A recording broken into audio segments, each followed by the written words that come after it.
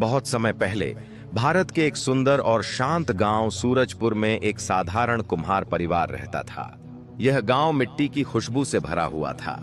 चारों ओर खेत खलिहान, कच्चे रास्ते, तालाब और मिट्टी से बने छोटे छोटे घर। गांव के लोग सादगी और मेहनत से अपना जीवन बिताते थे। उसी गांव में एक बच्ची का जन्म हुआ, चमेली। उसके माता पिता साधारण कुम्हार थे, पर उनके हाथों में ऐसा जादू था कि वे मिट्टी को भी जीवन दे देते थे। उनके बनाए घड़े, दीपक और मूर्तियां इतनी सुंदर होती कि दूर दूर के गांवों से लोग उन्हें खरीदने आते। चमेली बचपन से ही मिट्टी के खेल में रम जाती।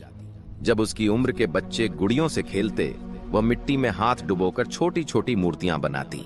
शुरू में तो यह खेल लगता था, लेकिन धीरे धीरे उसका हाथ ऐसा सधा कि उसकी बनाई मूर्तियां गांव के बड़े बड़े कलाकारों से भी सुंदर निकलती। गांव वाले कहते, यह लड़की तो मिट्टी से बात करती है, इसके हाथों में देवी का आशीर्वाद है। चमेली के माता पिता भी उस पर गर्व करते। वे अक्सर कहते, हमने मिट्टी को आकार देना सिखाया, पर इसने मिट्टी को आत्मा दे दी। दिन बीतते गए और चमेली की कला पूरे इलाके में प्रसिद्ध हो गई। हर त्योहार पर गांव वाले उससे मूर्तियां बनवाते। मंदिर में सजने वाली देवी देवताओं की मूर्तियां भी वही बनाती थीं। लोग न केवल उसकी कला, बल्कि उसके सादे स्वभाव और नम्रता की भी प्रशंसा करते थे। लेकिन किस्मत हमेशा मेहरबान नहीं रहती। एक भयानक वर्षा ऋतु में बीमारी फैल गई और कुछ ही दिनों में चमेली के माता पिता दोनों ही इस संसार से चले गए। उस दिन गांव का आसमान भी जैसे रो पड़ा था।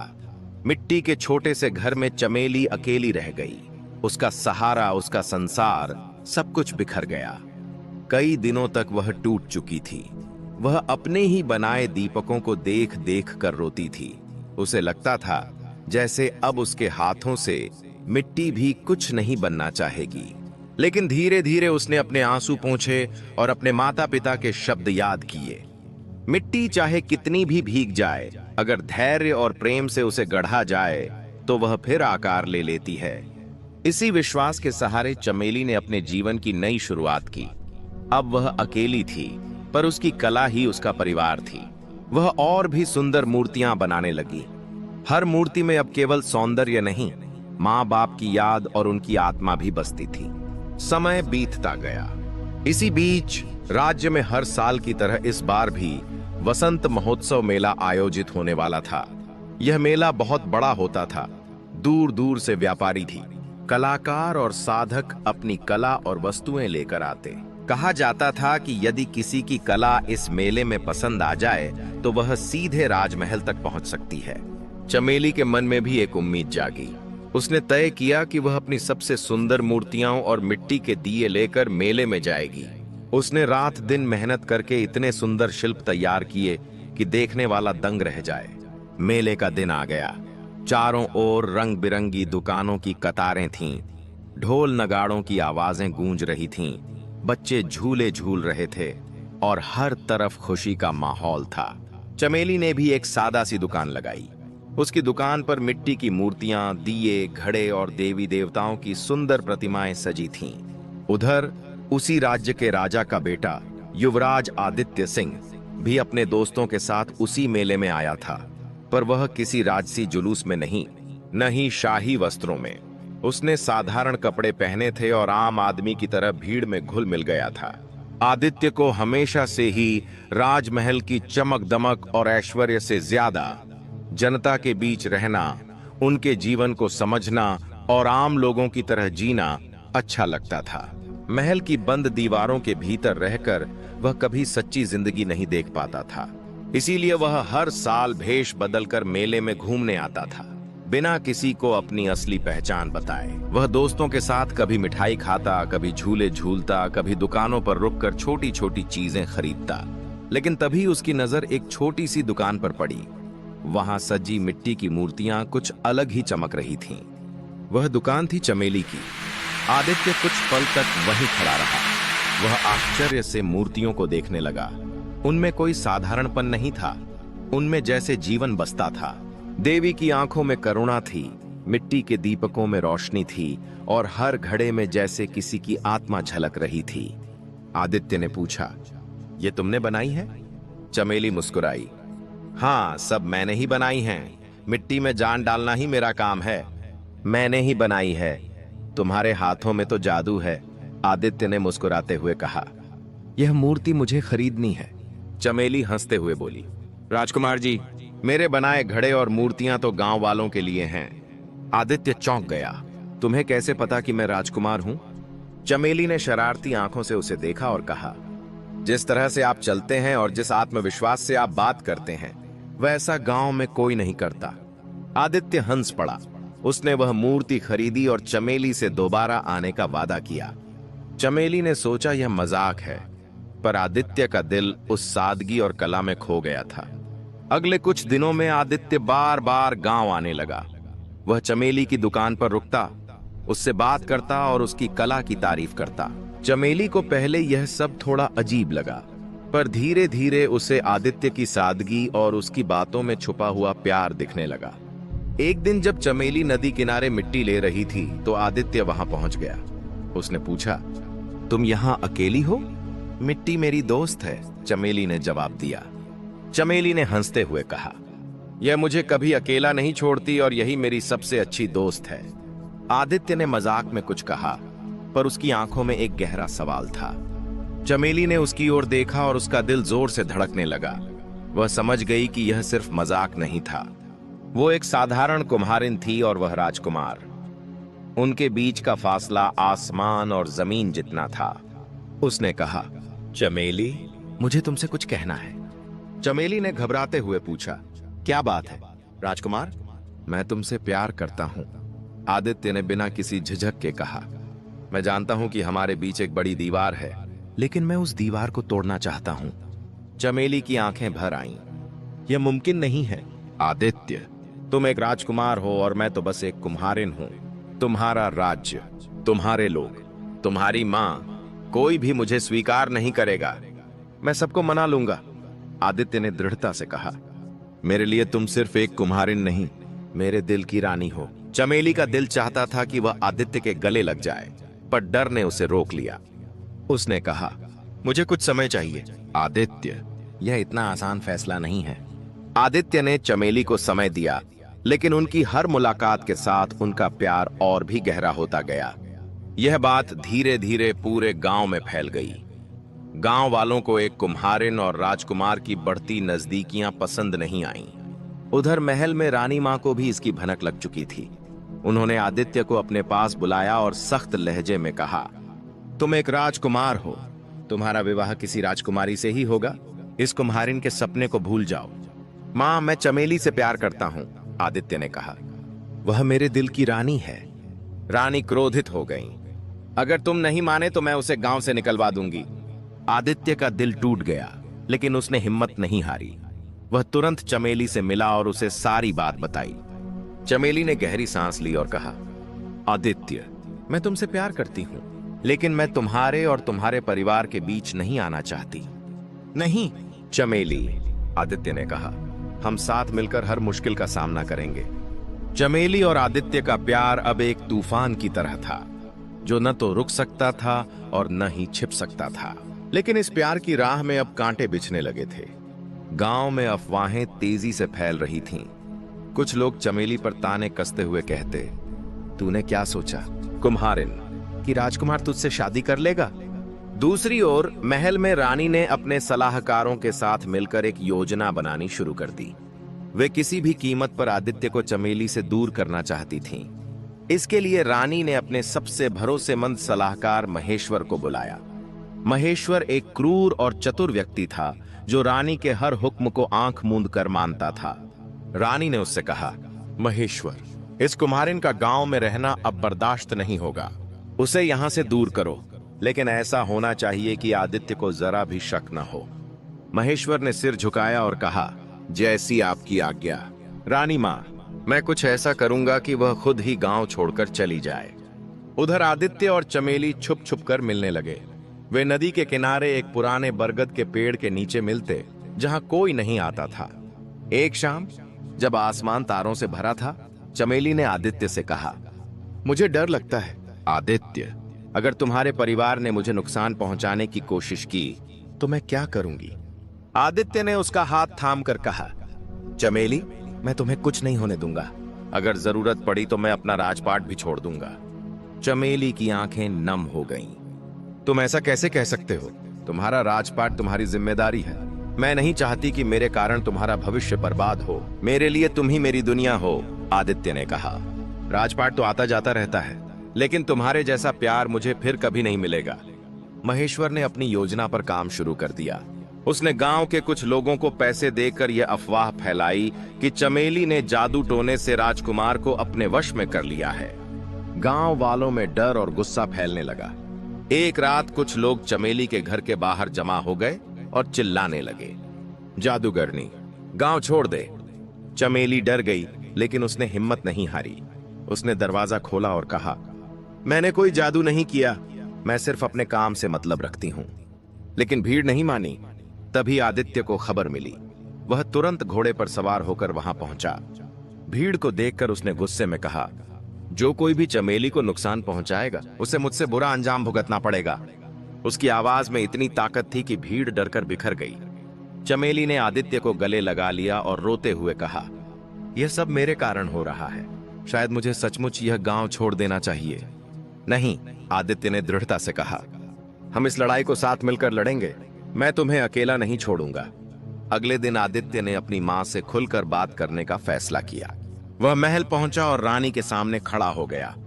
मां, मैं चमेली से शादी करूंगा।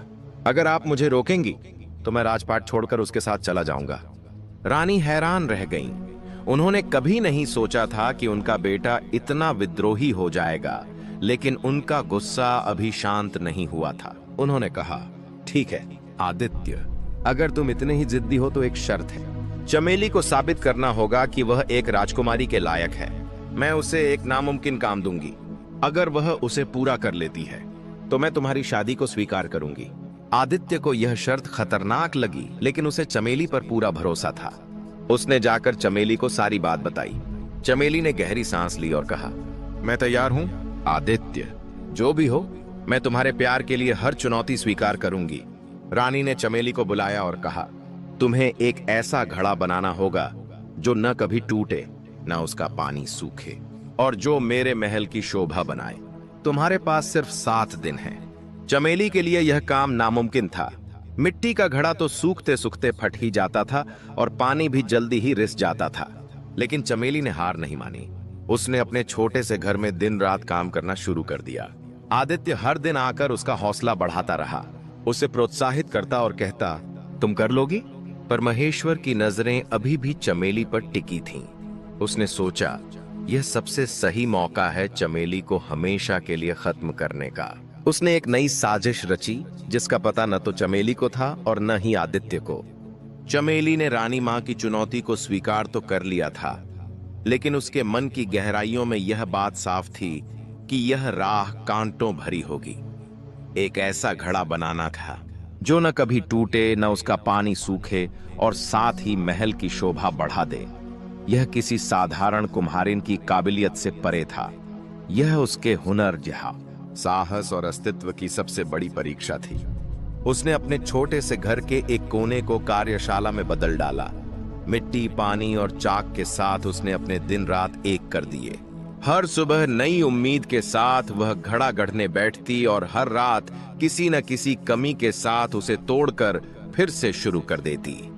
कभी मिट्टी सही नहीं बैठती, कभी आकार बिगड़ जाता, तो कभी घड़ा सूखने से पहले ही दरक जाता। इन कठिन पलों में आदित्य उसका सबसे बड़ा सहारा बना। वह रोज उससे मिलने आता, उसके पास बैठकर उसे हिम्मत देता। वह मुस्कुराते हुए कहता, चमेली, तुम्हारी कला में जादू है। तुम जरूर कुछ ऐसा बना लोगी जो पूरे राज्य को हैरान कर देगा। चमेली भी हल्की मुस्कान देती, लेकिन उसकी आंखों में छिपी थकान और चिंता को आदित्य साफ महसूस कर सकता था। वह जानती थी यह सिर्फ एक घड़े की बात नहीं थी, बल्कि यह उसके स्वाभिमान, उसके प्रेम और उसके भविष्य की लड़ाई थी। यह उसके और आदित्य के प्यार की असली परीक्षा थी। महेश्वर, जो रानी का वफादार सलाहकार था, चुपके से चमेली की हर हरकत पर नजर रख रहा था। उसे पता था कि अगर चमेली घड़ा बनाने में सफल हो गई तो रानी को आदित्य और चमेली की शादी माननी पड़ेगी। यह उसके लिए बर्दाश्त से बाहर था। महेश्वर ने एक खतरनाक योजना बनाई। उसने गांव के एक कुख्यात जादूगर भैरवनाथ को बुलाया, जो अपने काले जादू और रहस्यमय शक्तियों के लिए बदनाम था। महेश्वर ने भैरवनाथ से कहा, चमेली जो भी घड़ा बनाए तुम उसे रात में तोड़ देना, और अगर वह फिर भी हार न माने तो ऐसा करो कि वह खुद ही गांव छोड़कर भाग जाए।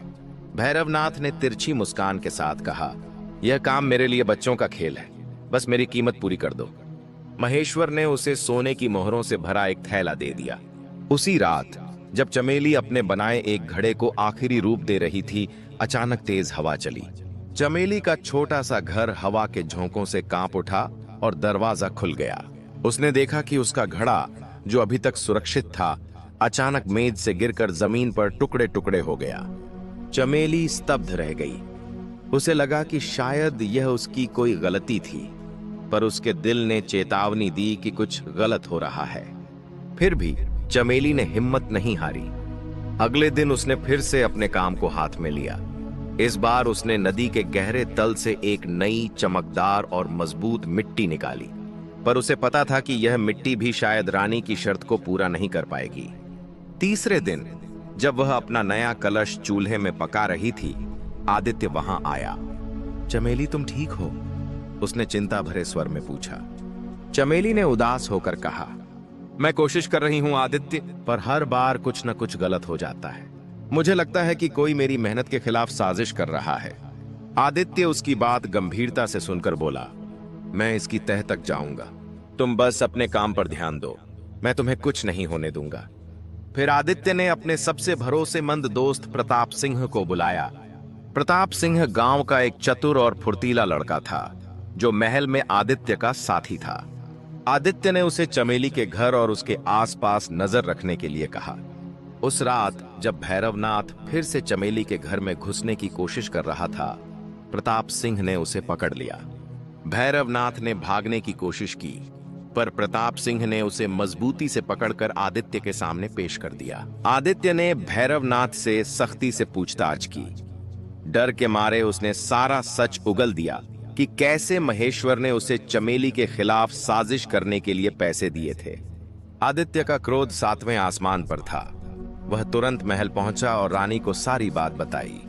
मां, आपने मेरे प्यार को खत्म करने के लिए इतनी घटिया हरकत की, आदित्य क्रोध में बोला।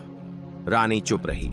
उनके पास कोई सटीक जवाब नहीं था, पर उनका अहंकार उन्हें चमेली को स्वीकार करने से रोक रहा था। उन्होंने कहा, ठीक है आदित्य, मैं महेश्वर को सजा दूंगी, पर चमेली को वह घड़ा बनाना होगा। अगर वह ऐसा नहीं कर पाई तो तुम्हें मेरी बात माननी होगी। आदित्य ने चमेली को यह बात सुनाई। चमेली अब और भी मजबूत थी।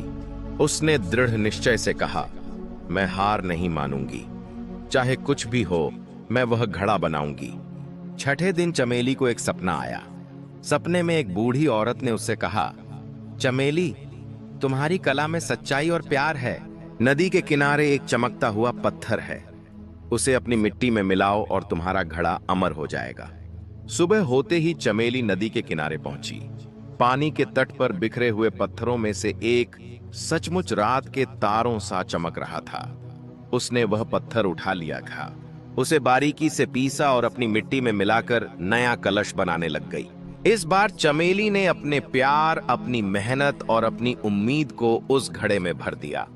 7वें दिन जब घड़ा तैयार हुआ, वह इतना सुंदर और अद्भुत था कि देखने वाले दंग रह गए। उसका रंग बदलता रहता था और उसमें भरा पानी कभी सूखता नहीं था। चमेली ने वह घड़ा रानी के सामने पेश किया। रानी हैरान रह गईं। उन्होंने घड़ा उठाया, उसे गौर से देखा और फिर जमीन पर पटका, पर वह नहीं टूटा। उन्होंने उसमें पानी डाला और कई घंटों तक रखा, पर पानी कभी सूखा नहीं। रानी के पास अब कोई बहाना नहीं था। लेकिन महेश्वर, जो अभी भी अपनी चालाकी से बचा हुआ था, ने अपनी आखिरी चाल चली। उसने गांव में अफवाह फैला दी कि चमेली ने जादू से घड़ा बनाया है और यह जादू पूरे राज्य को बर्बाद कर देगा। गांव वाले फिर से चमेली के खिलाफ हो गए। इस बार भीड़ इतनी उग्र थी कि आदित्य और चमेली को सुरक्षा के लिए गांव छोड़कर भागना पड़ा। वे जंगल की तरफ भागे और एक पुरानी गुफा में छुप गए। यह वही गुफा थी जहां चमेली और आदित्य छिपे थे। गुफा नम और अंधेरी थी। बाहर रात का सन्नाटा पसरा हुआ था। बस जंगली जानवरों की हल्की आवाजें और पत्तियों की सरसराहट सुनाई दे रही थी। चमेली का दिल तेजी से धड़क रहा था, पर आदित्य के पास होने से उसे हिम्मत मिल रही थी। आदित्य ने चमेली का हाथ थामा और कहा, चमेली, कुछ भी हो, मैं तुम्हें कभी अकेला नहीं छोड़ूंगा। हम इस मुश्किल से बाहर निकलेंगे। चमेली उसकी ओर देखती रही। उसकी आंखों में आंसू थे, पर एक हल्की मुस्कान भी थी। उसने कहा, आदित्य, तुम एक राजकुमार हो। तुम्हें मेरे लिए इतना बड़ा खतरा क्यों मोल लेना है? तुम वापस महल जा सकते हो, अपनी जिंदगी जी सकते हो। मैं ही तुम्हारी जिंदगी नहीं हूं। आदित्य ने गंभीरता से उत्तर दिया, महल राजपाट सब बेकार है अगर तुम मेरे साथ नहीं हो। तभी महेश्वर और उसके सैनिक गुफा में घुस आए। अंधेरे में आदित्य ने अपनी तलवार से 2 सैनिकों को घायल कर दिया, लेकिन महेश्वर ने एक चालाकी भरी योजना बनाई। उसने अपने आदमियों को गुफा के प्रवेश द्वार पर आग लगाने का आदेश दिया, ताकि धुएं से गुफा भर जाए और चमेली और आदित्य बाहर आने को मजबूर हों। धुआं गुफा में फैलने लगा। चमेली खांसने लगी और आदित्य की आंखें जलने लगीं, पर चमेली ने हिम्मत नहीं हारी। उसने गुफा के एक कोने में एक छोटा सा छेद देखा, जहां से हवा आ रही थी। उसने आदित्य को इशारा किया और दोनों उस ओर बढ़े। छेद को खोदकर बड़ा करने में उन्हें थोड़ा समय लगा, लेकिन आखिरकार वे एक संकरे रास्ते से बाहर निकल आए। बाहर आते ही चमेली ने देखा कि जंगल में बारिश शुरू हो गई थी। बारिश ने गुफा के बाहर लगी आग बुझा दी और महेश्वर के सैनिक इधर उधर भागने लगे। पर महेश्वर ने हार नहीं मानी। उसने आदित्य को देख लिया और अपनी तलवार लेकर उसकी ओर दौड़ पड़ा। तभी जंगल से एक रहस्यमयी शख्स निकला। वह एक बूढ़ा साधु था, जिसके चेहरे पर तेज था और हाथ में एक लंबा डंडा था। उसने महेश्वर को रोकते हुए कहा, रुक जाओ, तुम्हारी साजिशें अब और नहीं चलेंगी। महेश्वर हंसा और बोला, अरे बूढ़े, तू मेरे रास्ते में क्यों आ रहा है? यह राजकुमार और उसकी जादूगरनी मेरे लिए खतरा हैं। साधु ने अपनी गहरी आवाज में कहा, जादू वह नहीं है जो चमेली करती है। असली जादू उनके प्यार में है, जो तुम्हारी हर साजिश को नाकाम कर रहा है। साधु ने अपना डंडा जमीन पर मारा और अचानक एक तेज रोशनी फैल गई। महेश्वर और उसके सैनिक डर के मारे पीछे हट गए। साधु ने आदित्य और चमेली को अपने साथ चलने का इशारा किया। वे दोनों थके हुए और डरे हुए थे, पर साधु के पीछे पीछे चल पड़े। साधु उन्हें जंगल के गहरे हिस्से में एक छोटी सी झोपड़ी में ले गया। वहां आग जल रही थी और चारों ओर शांति थी। साधु ने उन्हें बैठने को कहा और बोले, मैंने तुम्हारी कहानी देखी है। तुम्हारा प्यार सच्चा है, पर तुम्हारी परीक्षा अभी खत्म नहीं हुई है। महेश्वर तुम्हारा पीछा नहीं छोड़ेगा और रानी का अहंकार भी तुम्हारे रास्ते में रुकावट बनेगा। चमेली ने पूछा, हम क्या करें बाबा? मैं तो बस एक कुम्हारिन हूं। मेरे पास ना ताकत है ना धन। साधु ने मुस्कुराते हुए कहा, तुम्हारे पास वह है जो किसी राजा या रानी के पास नहीं, सच्चाई और प्यार। पर अब तुम्हें एक बड़ा कदम उठाना होगा। मैं तुम्हें एक राज बताऊंगा। इस जंगल में एक पुराना मंदिर है, जहां एक जादुई मिट्टी का स्रोत है। उस मिट्टी से बना कोई भी घड़ा अमर होता है। अगर तुम उस मिट्टी से एक और घड़ा बना सको, तो तुम रानी और पूरे राज्य को दिखा सकती हो कि तुम खास हो। साधु ने कहा। आदित्य ने उत्साह से कहा, तो हमें वह मिट्टी ढूंढनी होगी। साधु ने चेतावनी दी, लेकिन वह मंदिर आसानी से नहीं मिलेगा। वहां पहुंचने के लिए तुम्हें कई खतरों से गुजरना होगा और महेश्वर को भी इस मिट्टी के बारे में पता चल सकता है। चमेली और आदित्य ने एक दूसरे की ओर देखा। उनके दिल में डर था, पर प्यार की ताकत उस डर से कहीं बड़ी थी। चमेली ने कहा, मैं तैयार हूं बाबा, चाहे कुछ भी हो मैं वह घड़ा बनाऊंगी। साधु ने उन्हें मंदिर का रास्ता बताया और एक छोटा ताबीज दिया जो उन्हें खतरों से बचाएगा। अगली सुबह चमेली और आदित्य उस प्राचीन मंदिर की तलाश में निकल पड़े। जंगल घना था और रास्ते में जहरीले सांप, गहरी खाइयां और जंगली जानवर थे। पर सबसे बड़ा खतरा महेश्वर था, जो उन्हें जिंदा या मुर्दा पकड़ने के इरादे से अपने सैनिकों के साथ उनकी तलाश में था। जंगल का रास्ता बहुत कठिन था। घने पेड़ों की वजह से सूरज की रोशनी भी मुश्किल से पहुंच पाती थी। चमेली और आदित्य साधु के बताए रास्ते पर चल रहे थे, लेकिन हर कदम पर खतरा मंडरा रहा था। चमेली के हाथ में साधु का दिया हुआ ताबीज था, जो हल्का चमक रहा था, मानो कोई अदृश्य शक्ति उन्हें रास्ता दिखा रही हो। आदित्य की तलवार उसकी कमर पर बंधी थी और उसकी आंखें हर हलचल पर नजर रख रही थीं। चमेली, जो इस जंगल की दुनिया से अनजान थी, आदित्य के साथ कदम से कदम मिलाकर चल रही थी। पहले दिन की दोपहर में जब वे एक संकरे रास्ते से गुजर रहे थे, अचानक एक तेज गुर्राहट ने उन्हें चौंका दिया। सामने एक विशाल बाघ खड़ा था, जिसकी आंखें आग की तरह चमक रही थीं। चमेली डरकर पीछे हट गई, लेकिन आदित्य ने उसे अपने पीछे खींच लिया। शांत रहो चमेली, उसने धीरे से कहा, बाघ की आंखों में मत देखना। चमेली ने ताबीज को कसकर पकड़ा और अचानक उससे एक हल्की रोशनी निकली। बाघ ने उस रोशनी को देखा और कुछ पल के लिए रुक गया, जैसे उसे समझ नहीं आ रहा हो कि क्या करना है। आदित्य ने मौका देखकर चमेली को इशारा किया और दोनों धीरे धीरे पीछे हटे। बाघ ने उनका पीछा नहीं किया और जंगल में गायब हो गया। चमेली ने राहत की सांस ली और कहा, इस ताबीज में सचमुच कोई जादू है। आदित्य मुस्कुराते हुए बोला, या शायद तुम्हारे प्यार का जादू। उधर महेश्वर और उसके सैनिक जंगल में उनकी तलाश कर रहे थे। महेश्वर को एक शिकारी की मदद मिली, जो जंगल के हर रास्ते को जानता था। शिकारी ने चमेली और आदित्य के पैरों के निशान देखकर बताया कि वे प्राचीन मंदिर की तरफ जा रहे हैं। महेश्वर को मंदिर और वहां की जादुई मिट्टी के बारे में पुरानी कहानियां याद थीं। उसका लालच जाग उठा। उसने सोचा, अगर मैं उस मिट्टी को हासिल कर लूं, तो ना सिर्फ चमेली और आदित्य को खत्म कर दूंगा, बल्कि उस मिट्टी से अपनी ताकत बढ़ाकर पूरे राज्य पर राज करूंगा। महेश्वर ने अपने सैनिकों को तेजी से मंदिर की ओर बढ़ने का आदेश दिया। उसने यह भी यकीन दिलाया कि गांव में यह अफवाह फैल जाए कि चमेली और आदित्य जंगल में जादूगरों के साथ मिलकर राज्य के खिलाफ साजिश रच रहे हैं। गांव वालों का गुस्सा और बढ़ गया और कुछ लोग महेश्वर के साथ जंगल में शामिल हो गए। अगले दिन चमेली और आदित्य एक गहरी खाई के पास पहुंचे। खाई के पार एक पुराना कमजोर लकड़ी का पुल था, जो हवा में हिल रहा था। चमेली ने डरते हुए कहा, यह पुल तो टूट जाएगा, हम इसे कैसे पार करेंगे? आदित्य ने उसका हाथ पकड़ा और कहा, हम साथ हैं चमेली, एक दूसरे का सहारा लेंगे। दोनों ने सावधानी से पुल पर कदम रखा। हर कदम के साथ पुल चरमराता और नीचे गहरी खाई में बहती नदी की आवाज डरावनी लग रही थी। चमेली ने ताबीज को फिर से कसकर पकड़ा और उसकी हल्की रोशनी ने उन्हें हिम्मत दी। आखिरकार वे खाई पार करने में कामयाब हो गए। खाई पार करने के बाद उन्हें एक प्राचीन पत्थर का रास्ता दिखा, जिस पर पुराने नक्काशीदार चिन्ह बने थे, जिनमें एक चमकता हुआ घड़ा भी था। चमेली ने उत्साह से कहा, यही मंदिर का रास्ता है, जिसके बारे में साधु ने बताया था। पर जैसे ही वे आगे बढ़े, एक और खतरा सामने आया। रास्ते में एक विशाल सांप था, जिसका फन ऊंचा उठा हुआ था और आंखें लाल थीं। आदित्य ने अपनी तलवार निकाली, पर चमेली ने उसे रोक दिया। रुक जाओ आदित्य, यह सांप कोई साधारण सांप नहीं है। देखो, इसके फन पर वही चिन्ह है जो मंदिर के रास्ते पर है। चमेली ने हिम्मत जुटाकर ताबीज को सांप के सामने उठाया। ताबीज की रोशनी ने सांप को शांत किया और वह धीरे धीरे रास्ते से हट गया। चमेली और आदित्य ने राहत की सांस ली और आगे बढ़े। रात होने तक वे प्राचीन मंदिर के सामने पहुंच गए। मंदिर पुराना और रहस्यमयी था, जिसकी दीवारों पर सुंदर नक्काशी की गई थी।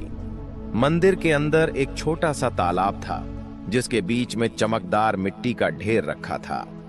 चमेली ने उस मिट्टी को देखा और कहा, यह वही है आदित्य, इस मिट्टी से मैं वह घड़ा बना सकती हूं जो रानी को मना लेगा। लेकिन जैसे ही चमेली ने मिट्टी को छूने की कोशिश की, मंदिर की दीवारें हिलने लगीं और एक गहरी आवाज गूंजी, केवल सच्चे दिल वाला ही इस मिट्टी को ले सकता है। अपनी सच्चाई साबित करो। चमेली और आदित्य हैरान रह गए। तभी मंदिर के फर्श पर एक चमकदार रेखा दिखाई दी, जो एक गुप्त दरवाजे की तरफ इशारा कर रही थी। दरवाजे के पीछे एक गहरी सुरंग थी, जिसमें अंधेरा और अनजान खतरे थे। चमेली ने आदित्य की ओर देखा और कहा, मुझे लगता है यह हमारी आखिरी परीक्षा है। आदित्य ने चमेली का हाथ मजबूती से पकड़ा और कहा, हम इसे भी पार कर लेंगे। पर तभी बाहर से महेश्वर की आवाज गूंजी, तुम कहीं नहीं जा सकते आदित्य, यह मंदिर और इसकी मिट्टी अब मेरी है। महेश्वर अपने सैनिकों के साथ मंदिर के प्रवेश द्वार पर खड़ा था। उसके चेहरे पर लालच और क्रूरता साफ झलक रही थी। चमेली और आदित्य के पास दो रास्ते थे, या तो वे सुरंग में जाकर मिट्टी हासिल करने की कोशिश करें या महेश्वर और उसके सैनिकों का सामना करें। लेकिन समय कम था और महेश्वर तेजी से उनके करीब आ रहा था। आखिरकार अद्भुत साहस और अपनी कला की ताकत से चमेली ने मिट्टी से वह अमर घड़ा बना लिया। उन्होंने उसे सुरक्षित महल तक पहुंचाया। महल में चमेली और आदित्य की नई जिंदगी खुशहाली और प्रेम से भरी थी। चमेली का कला केंद्र गांव और शहर के लोगों के लिए प्रेरणा का स्रोत बन गया और आदित्य के नए नियमों ने राज्य में समानता और सम्मान की भावना को बढ़ाया। लेकिन उस रहस्यमयी संदेशवाहक का पत्र उनके मन में एक नई जिज्ञासा जगा दी थी। पत्र में लिखा था कि प्राचीन मंदिर में एक और रहस्य छिपा है जो उनके राज्य को हमेशा के लिए बदल सकता है। चमेली और आदित्य ने इस रहस्य को सुलझाने का फैसला किया। इस बार वे अकेले नहीं गए। उन्होंने अपने भरोसेमंद साथी प्रताप और गांव के कुछ नौजवानों को साथ लिया। चमेली, आदित्य और उनकी छोटी सी टोली जंगल में उस प्राचीन मंदिर की ओर बढ़ी। इस बार रास्ता पहले से कम डरावना था, क्योंकि गांव वालों का साथ और चमेली के जादुई ताबीज की शक्ति उनके साथ थी। मंदिर में पहुंचते ही उन्होंने देखा कि माहौल पहले से अलग था। वह तालाब जहां से चमेली ने जादुई मिट्टी ली थी अब सूख चुका था, लेकिन उसके नीचे एक चमकता हुआ पत्थर था जिस पर प्राचीन भाषा में कुछ लिखा था। चमेली ने ताबीज की रोशनी में वह भाषा पढ़ी। सच्चे दिल से यहां आने वाला मिट्टी का आखिरी रहस्य पाएगा, एकता का उपहार। तभी मंदिर की दीवारें फिर हिलीं और एक गुप्त कमरा खुल गया। कमरे के अंदर एक पुरानी मूर्ति थी जो एक कुम्हार और एक राजा को एक साथ मिट्टी का घड़ा बनाते हुए दिखा रही थी। मूर्ति के पास एक छोटा सा तालाब था जिसमें चमकदार मिट्टी थी, पर इस बार वह मिट्टी हर रंग में बदल रही थी। चमेली ने उस मिट्टी को छुआ और उसे एक सपना दिखाई दिया।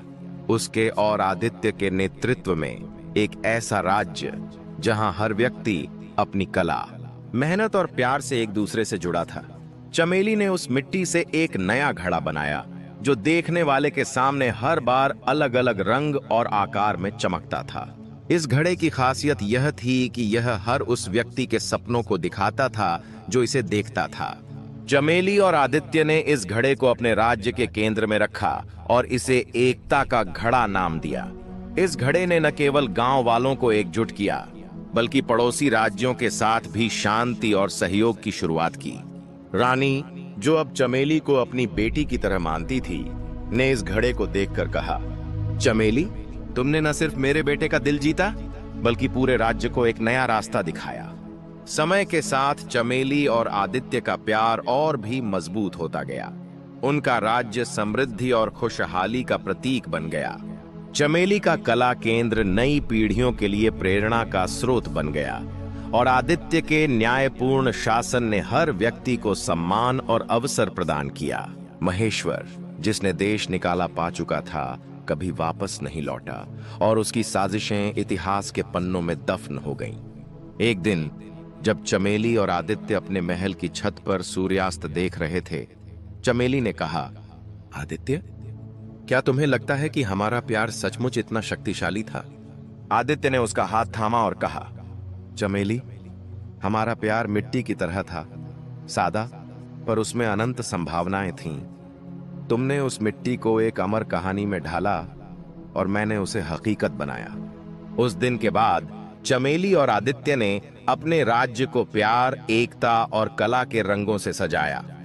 उनका जादुई घड़ा और एकता का घड़ा आने वाली पीढ़ियों के लिए प्रेरणा बन गए। उनकी कहानी गांव-गांव और शहर-शहर फैल गई और लोग उन्हें कुम्हारिन और राजकुमार की अमर प्रेम कहानी के रूप में याद करने लगे। इस तरह मिट्टी और प्यार की यह कहानी, जो एक छोटे से गांव से शुरू हुई थी, एक महान साम्राज्य की नींव बन गई। दोस्तों, मुझे उम्मीद है कि इस कहानी से आपको कुछ सीखने को मिला होगा। अगर वीडियो अच्छी लगी हो तो वीडियो को लाइक और कमेंट में जय माता दी अवश्य लिखें। हम आपसे मिलते हैं किसी और नई वीडियो में। तब तक के लिए अपना ख्याल रखना। जय माता दी।